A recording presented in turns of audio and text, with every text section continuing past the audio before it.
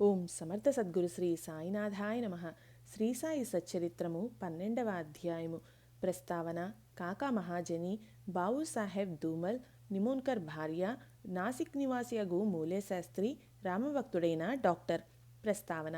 శిష్టులను రక్షించుటకు, దుష్టులను శిక్షించుటకు భగవంతుడు అవతరించునను సంగతి పూర్వపు అధ్యాయాల్లో తెలుసుకున్నాము. కానీ సద్గురుమూర్తుల కర్తవ్యము దానికి భిన్నమైంది. వారికి మంచివాడును చెడ్డవాడును ఒకటే. వారు దుర్మార్గులను కనికరించి వారిని సన్మార్గమున ప్రవర్తించినట్లు చేసెదరు. భవసాగరమును హరించుటకు వారు అగస్త్యుల వంటివారు. అజ్ఞానమనే చీకటిని నశింపచేయుటకు వారు సూర్యుని వంటివారు. భగవంతుని యోగుల హృదయమున నివసించును. వాస్తవముగా వారు భగవంతుని కంటే వేరు కారు. సద్గురు శ్రేష్ఠుడైన శ్రీ సాయిబాబా భక్తుల క్షేమము కొరకు అవతరించిరి. జ్ఞానములో ఉత్కృష్టులై దైవీ తేజస్సుతో ప్రకాశించుచు వారు అందరినీ సమానముగా ప్రేమించడివారు. వారికి దేనియందు అభిమానము లేకుండెను. శత్రువులు, మిత్రులు, రాజులు, పకీరులు అందరూ వారికి సమానమే. వారి పరాక్రమము వినుడు. భక్తుల కొరకు తమ పుణ్యమునంతయు వ్యయపరిచి ఎప్పుడూ వారికి సహాయము చేయుటకు సిద్ధముగా ఉండువారు. వారికి ఇచ్చలేనిచో భక్తులు వారి వద్దకు రాలేకుండిరి. వారు వంతు రానిదే వారు బాబాను స్మరించువారు కారు. వారి లీలలు ఎరుగుట కూడా తటస్థించదు. మరి అట్టి వారికి బాబాను దర్శించుకొనవలనను బుద్ధి ఎట్లు పుట్టును? కొందరు బాబాను దర్శింపవలను అనుకునిరి. కానీ బాబా మహాసమాధి చెందులోపల వారికి ఆ అవకాశం కలుగలేదు. బాబాను దర్శించవలను అను కోరిక గల వారు అనేకులు కలరు. కానీ వారి కోరికలు నెరవేరలేదు. అట్టి వారి విశ్వాసముతో బాబా లీలలు వినినచో దర్శనం వల్ల కలుగు సంతుష్టిని పొందెదరు. కొందరు అదృష్టవశమున వారి దర్శనము చేసుకున్నను బాబా సన్నిధిలో ఉండవలనను అనుకొనిను అచట ఉండలేకుండిరి. ఎవరును తమ ఇష్టానుసారము షిరిడి పోలేకుండిరి.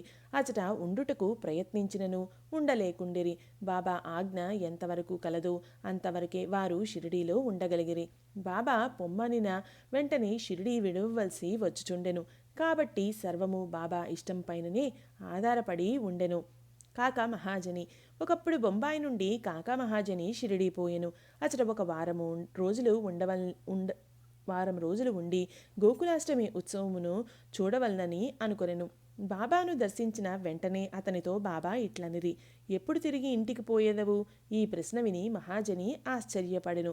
కానీ ఏదో జవాబు ఇవ్వవలను కదా అని బాబా ఆజ్ఞ ఎప్పుడైనా అప్పుడే పోయేదనని కాకా జవాబిచ్చెను. అందులకు బాబా ఇట్లనెను, రేపు పొమ్ము. బాబా ఆజ్ఞ అనుల్లంఘనీయము కావునట్లే చేయవలసిన వచ్చెను. అందుచే ఆ మరుసటి దినమే కాకా మహాజని షిరిడీ విడిచెను. బొంబాయిలో తన ఆఫీసుకు పోగానే వాని యజమాని వాని కొరకే కనిపెట్టుకుని ఉన్నట్లు తెలిసెను. ఆఫీసు మేనేజరు హఠాత్తుగా జబ్బుపడెను.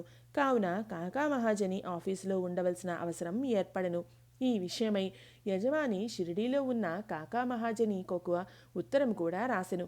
అది కొన్ని రోజుల తర్వాత తిరుగుటపాలో బొంబాయి చేరినది. బావు సాహెబ్ ధూమల్. పైదానికి భిన్నమగు కథ ఇప్పుడు వినుడు. ప్లీడర్ వృత్తిలో ఉండిన బావు సాహెబ్ ధూమల్ ఒకసారి కోర్టు పనిపై నీఫాట్ పోవుచుండెను. దారిలో దిగి షిరిడీకి పోయెను. బాబా దర్శనం చేసుకుని వెంటనే నీఫాట్ పోవ సెలవు కోరెను. కానీ బాబా అనుజ్ఞ ఇవ్వలేదు. షిరిడీలోనే ఇంకొక వారం ఉండునట్లు చేసెను. ఆ తర్వాత అతడు బాబా వద్ద సెలవు పొంది నీఫాట్ చేరగా అక్కడి మ్యాజిస్ట్రేటుకు కడుపు నొప్పి వచ్చి కేసు వాయిదా పడినని తెలిసెను. తర్వాత ఆ కేసు విచారణ కొన్ని నెలల వరకు సాగెను. 4 మ్యాజిస్ట్రేట్లు దాన్ని విచారించిరి. తుట్టతుదకు ధూమల్ దానిని గెలిచెను. అతని కక్షిదారు విడుదలయ్యెను. నిమోన్కర్ భార్య. నిమోన్ గ్రామ వతనుదారుడు, గౌరవ మ్యాజిస్ట్రేటును అగు నానాసాహెబ్ నిమోన్కర్ తన భార్యతో షిరిడీలో కొంతకాలం ఉండెను. ఆ దంపతులు తమ సమయమంతయు మసీదులోనే గడుపుచు బాబా సేవ చేయుచుండిరి. బేలాపూరులో ఉన్న వారి కుమారుడు జబ్బుపడినట్లు కబురు వచ్చెను. బేలాపూర్ పోయి తన కుమారుని అక్కడ ఉన్న తమ బంధువులను చూచి అక్కడ కొన్ని దినములు ఉండవలనని తల్లి అనుకొన్నది. కానీ బేలాపూర్ పోయి ఆ మరుసటి దినమునకే షిరిడి తిరిగి రావాలనని భర్త చెప్పెను. ఆమె సందిగ్ధములో పడెను. ఏమి చేయుటకు తోచలేదు. ఆమె దైవమైన శ్రీ సాయినాథుడే ఆమెను అప్పుడు ఆదుకొనెను. బేలాపూరుకు పోవుటకు ముందు ఆమె బాబా దర్శనమునకై వెళ్ళెను. అప్పుడు బాబా సాటేవాడ ముందర నానాసాహెబ్ మొదలగు వారితో ఉండెను.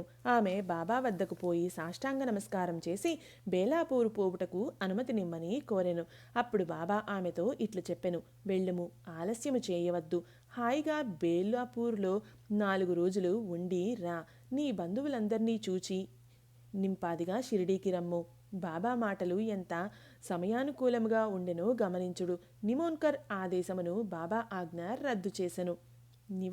నాసిక్ నివాసియగు మూలేశాస్త్రి.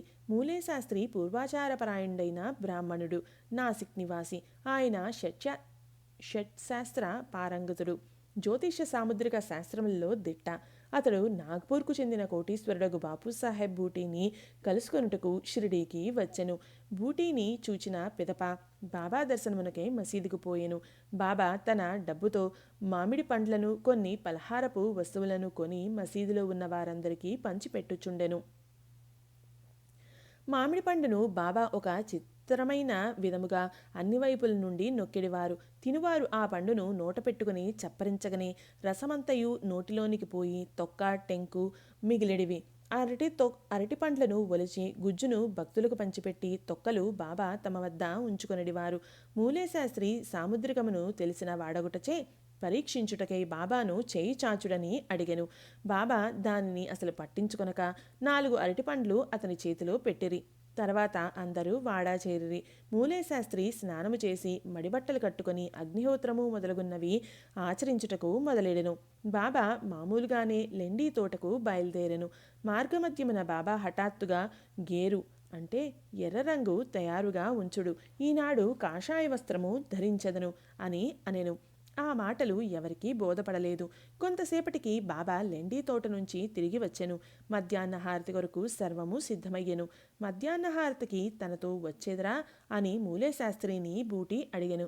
సాయంకాలము బాబా దర్శనము చేసుకునేదనని శాస్త్రి బదులు చెప్పెను. అంతలో బాబా తన ఆసనముపై కూర్చుండెను. భక్తులు వారికి నమస్కరించిరి. హారతి ప్రారంభమయ్యెను. బాబా నాసిక్ బ్రాహ్మణుని వద్ద నుండి దక్షిణ తెమ్మనెను. బూటి స్వయముగా దక్షిణ తెచ్చుటకై పోయెను. బాబా ఆజ్ఞ అతనికి చెప్పగనే అతడు ఆశ్చర్యపడెను. తనలో తాను ఇట్లనుకునెను, నేను అగ్నిహోత్రిని.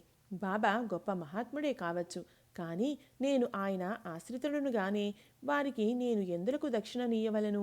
సాయిబాబా అంతటి మహాత్ముడు బూటి వంటి సంపన్నుని ద్వారా దక్షిణ అడుగుటచే అతడు కాదనలేకపోయెను. తన అనుష్ఠానమును మధ్యలోనే ఆపి బూటీతో మసీదుకు బయలుదేరెను.